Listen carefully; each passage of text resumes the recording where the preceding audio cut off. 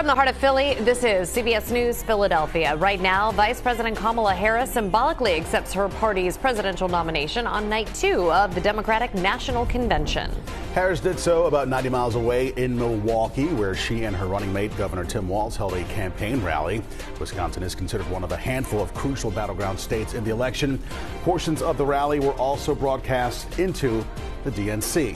And back in Chicago, the prime spot of the night went to former President Barack Obama. Good evening. I'm Jessica Cartalia. And I'm Siafa Lewis in for Yuki Washington. Former First Lady Michelle Obama actually took the stage just before her husband did, stealing the show in many respects on a night of Democratic heavyweights. CBS Philadelphia's Dan Snyder joins us now with more. Hi, Dan. Hi, guys. Yeah, night 2 of the Democratic National Convention was filled with some of the party's heavy hitters on stage. But first, there was some business to take care of.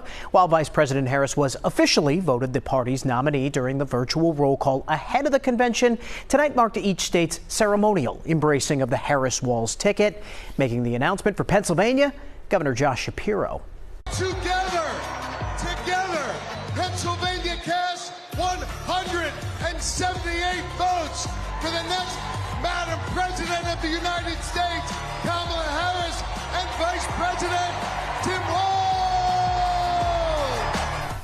Little black and yellow there for Pennsylvania, but they did hit with some Motown Philly when they initially came up. And you see Shapiro there with Philadelphia Mayor Sherrell Parker, State Senator Sharif Street. Harris accepted the nomination in a video message from that rally in Milwaukee.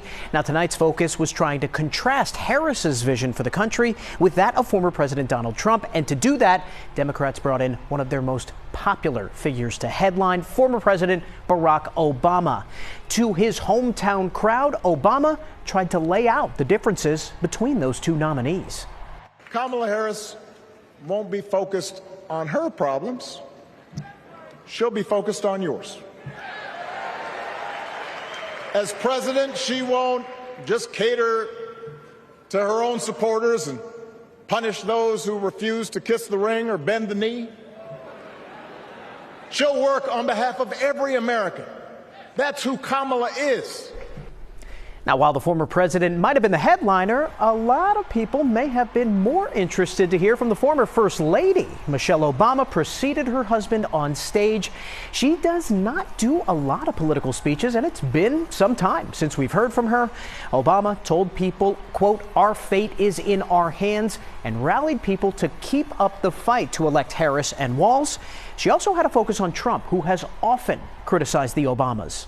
See, his limited, narrow view of the world made him feel threatened by the existence of two hard-working, highly educated, successful people who happen to be black.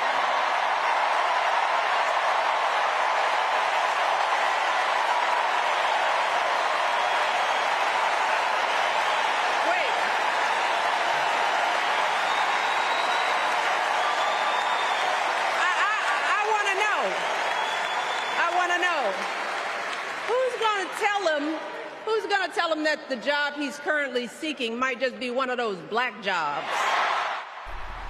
And lastly, we also heard from the second gentleman and the husband of Kamala Harris, Doug Emhoff. Much of his goal tonight, show Americans who Kamala Harris is outside of the political world, and specifically what he called their blended family, with Harris joining his children from a previous marriage. Those of you who belong to blended families know that they can be a little complicated. But as soon as our kids started calling her Mamala, I knew we'd be okay. Ella calls us a three-headed parenting machine. Kamala and Kirsten, thank you both. Now, tonight, we also heard Pennsylvania State Representative Malcolm Kenyatta hit on Project 2025. That's the controversial conservative plan that former President Trump has sought to distance himself from. Tomorrow, it'll be former President Bill Clinton, Transportation Secretary Pete Buttigieg, and Vice Presidential nominee Tim Walz on stage. Siafa? Dan, thank you so much. CBS News Philadelphia's Janelle Burrell and Marcella Baedo are covering the DNC. Janelle is live every morning starting at 4:30, while Marcella posts content on all of our social media pages. You can follow CBS Philadelphia on Facebook, Instagram, TikTok, and X.